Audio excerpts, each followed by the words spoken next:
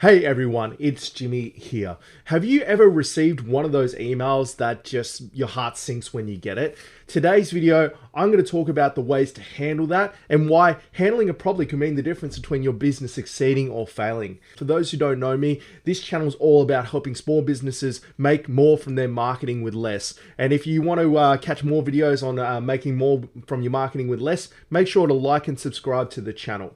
So I'm going to start today's video with a bit of a story on what happened to me personally when I first started the agency here. So back when I first started the agency, it was just myself, and I managed to get my first couple of clients just through word of mouth and referrals. And one of these clients was Chris, who owns a hydraulics company. I told him at the very start, when we first started, that I was going to put in 110% effort because I had never worked with clients before. I'd done SEO in the past, but never worked with clients. So I knew that I could get him results, but I also knew that he was taking on a bit of risk by taking on someone that had never worked with clients before. So I made sure that I did absolutely everything to make sure that that campaign succeeded.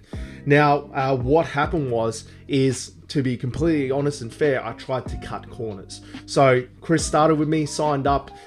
We started looking at the website. I knew what we needed to do from a search engine perspective because he did SEO with me. I knew what we needed to do from a search engine perspective. And I tried to cut corners because I had no help and I was running on a shoestring. So one thing that I did that I definitely regret to this day and still regret to this day is I outsourced all of the writing and didn't check it before it went on the site. So I got someone in the Philippines to write all of the content that I needed for the site.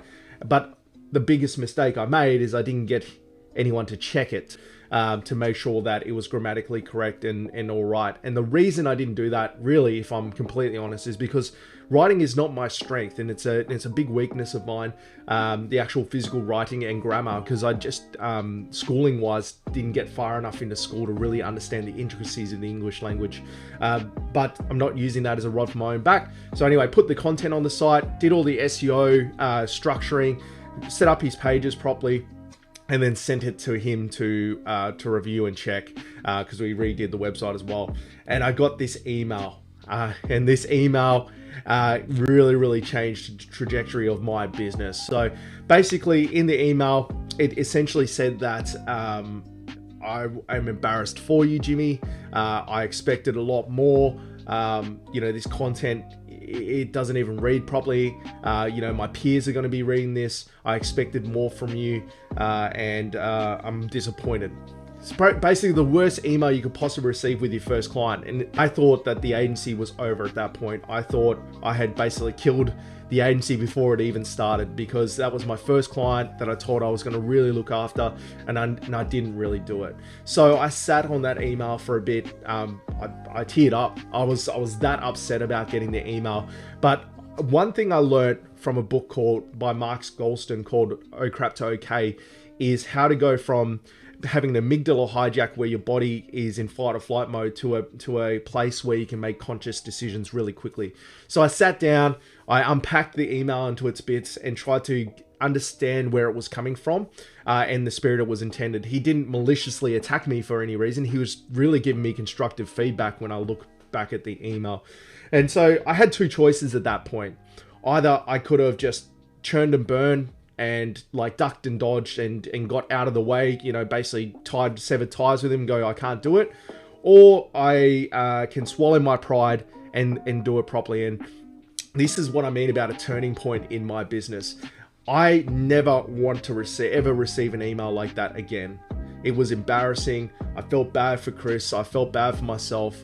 And I knew that I wasn't doing what I said I was going to do, which is look after him and give him 110%, if I'm being completely honest. So basically what I did is I sat down and rewrote every single word of content. It took me 20 hours. I basically started at like 3 o'clock in the afternoon and went all the way through to all about midday the next day, and personally rewrote it. And then I got someone to check it to make sure that grammatically it was correct.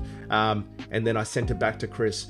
And to this day, Chris is still a client of ours. He appreciated the effort. He said that I appreciated the fact that I went and went and rewrote it all to make sure it was right and correct. Now, I think that's only part of the story. I think any business owner that's really worth their salt should be doing everything they can to make sure they get results for clients. But I think the way I worded the email was super important back to him. I think this is a mistake people make, especially new business owners and people maybe that haven't experienced the corporate world, is how they respond to this stuff really does affect the outcome you get from the client. Because quite frankly, I now have Chris, who I've been working with now for almost 4 years, who's a super happy client. He always refers people to us, and he's a genuine friend of mine now. And a lot of that stemmed from what was put in that email. So I effectively, in that email, essentially said to him, look, I'm copying this one on the chain. There's no excuses. I'm going to make it right. And I apologize for the inconvenience I caused him and the embarrassment I caused him. I basically bared my neck and said, look, you're right. I didn't try and defend my actions in any way.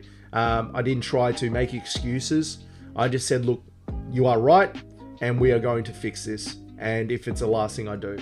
And I believe I gained a certain amount of respect from Chris by doing that, because, you know, like I said, still to this day, he's still a client of mine. So I think, getting back to the topic of the video, when you first get that feedback, you need to stop.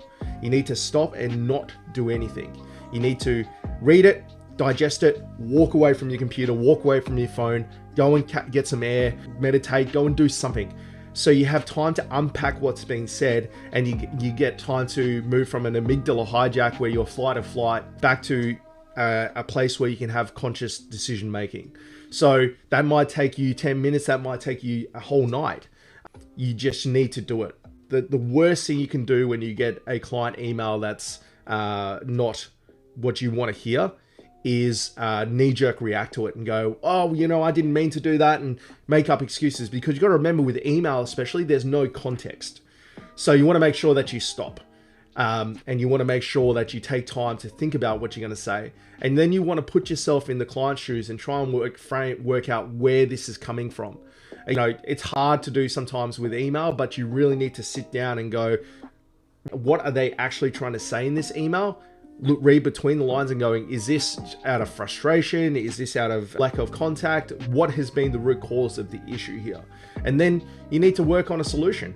So you can't email back someone like this and go, you know, there, sorry, and have no solution. There's got to be some kind of solution to the problem. So you may be sitting here and thinking, okay, Jimmy, that's all good and well, but how do I actually respond back to someone like that? What are the actual mechanics of doing that? And I have a process that can basically turn the angriest client into a raving advocate who's really rooting for your success. If you're interested in how that works, make sure to watch this next video here, where I walk through the process and of formulating a response to negative feedback. So thank you for watching, and I'll see you in the next video.